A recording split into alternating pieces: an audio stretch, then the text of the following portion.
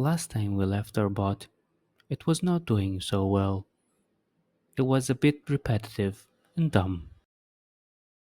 Today, we're going to develop the bot's temporal lobe, or should I say, calendar lobe. So let's create a new file and call it fetch_call.ts. And of course, we're gonna import effect from effect. And yeah, and the first thing that we're gonna need is the URL of a Google Calendar. So for this example, I'm gonna use mine. Here it is. So if you go on the cog, then settings, choose the calendar that you want to work with, make sure it's available to the public, and then we're gonna get the ICS link, copy it, and paste it here. Then we're gonna need two programs, one to actually fetch the calendar and one to parse it to kind of make it a bit more friendly, more understandable. So we're gonna use, you can find more or less this code in the homepage of Effect. So it's nothing too fancy. So I'm gonna write the fetch program. It's gonna call HTTP client request, use the get URL. Already here, you should note that it's of type HTTP client request. And if you go there and see what's made of, it's an effect that returns something, can fail with something, but it requires these two things.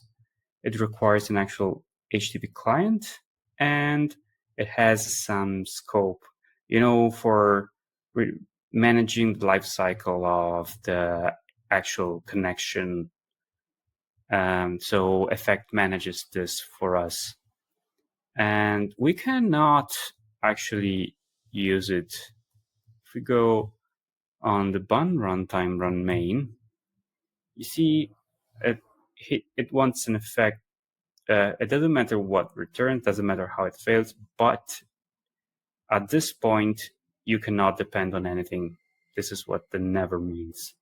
So it will not compile and will say, scope default is not assignable to type never. So we need to make the scope and default go away.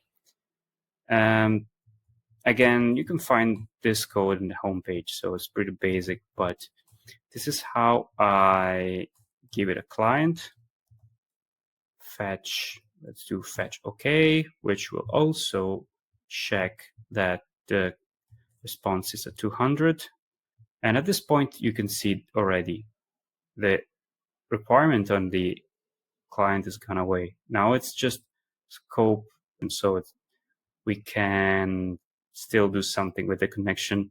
And we're going to just turn it into text. So it's going to be HTTP client response text. And at this point, so you can see like it's just subtracting the scope from whatever R is coming. So R was just scope, so it's going to be never. There you go. And this actually compiles. So yeah, I guess we can already try this. It will not return anything at this point.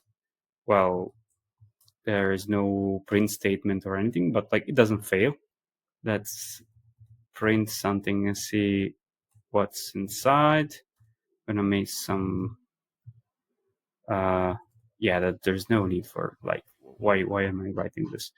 Let's do print and what can we do? Like effect. It's gonna tap into whatever it's here, and it's going to do console info. Okay, so yeah, I don't even like the parentheses here. Now let's see what prints. Yeah, I need to actually use it. let's see. Yeah, this is how the ICS looks like raw. It's not very friendly. So we're gonna create a program to parse it, and we're gonna use the node-ical for that. So let's create a function that from a body we'll just call parse ICS, which is imported from node-ical. You could just like do bun add node-ical, and this will return a calendar response, which is just a Typescript record. The problem with this is that it never fails. Let me show you what I mean. So if I do an effect.succeed here, and I create a new program that's just the composition of the two sequentially. So I'm going to do effect dot, and then I'm going to do first, I'm going to fetch, then I'm going to parse it, and actually I'm going to run main these two programs. It's gonna work. So this is what I want to achieve. It's fine, but it bothers me a bit that this never fails, because you see, when you go to some page that's clearly not a calendar, it will just give you some empty parents saying like, this is an empty calendar, like there's nothing parsable here. But this is not what I want. I want to understand that this is not a calendar. So I'm gonna pipe a small effect filter or fail here that is going to kind of narrow down only the valid calendars. So filter or fail has a few overloads. I'm going to use the second one, which has a predicate, not the first one with the refinement, which is a bit weird. So I'm going to use a calendar, which is a calendar response, which I already said it's just a record from string to calendar component. So it's like a dictionary. And for that, I'm going to use record, which is part of effect. It's kind of a utility to work with the records. I can take all the values, and then I'm going to find.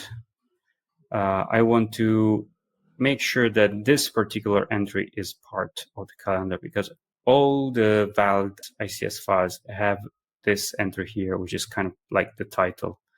So I'm going to do row type equals calendar, and I'm going to make sure this is not undefined. So this is the TypeScript contrived way of saying it has to have at least one of these. So it's going to find a row with this type, and it's going to return it at this point. If it's not going to return, this is going to return undefined otherwise. So I'm asserting that this is not undefined, so that line actually exists. And the or fail with, this can be just a string. Well, not a calendar, I guess. Now I actually get the error that tells me that this is actually not a calendar. We can also try to fail here in the fetch OK. If we go to some like 404 page, or actually I should say 500.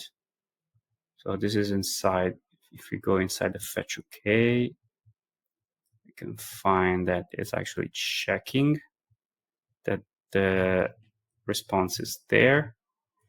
And yeah, also if we go on something that like it's not routable, it will tell you unable to connect. So this is pretty robust.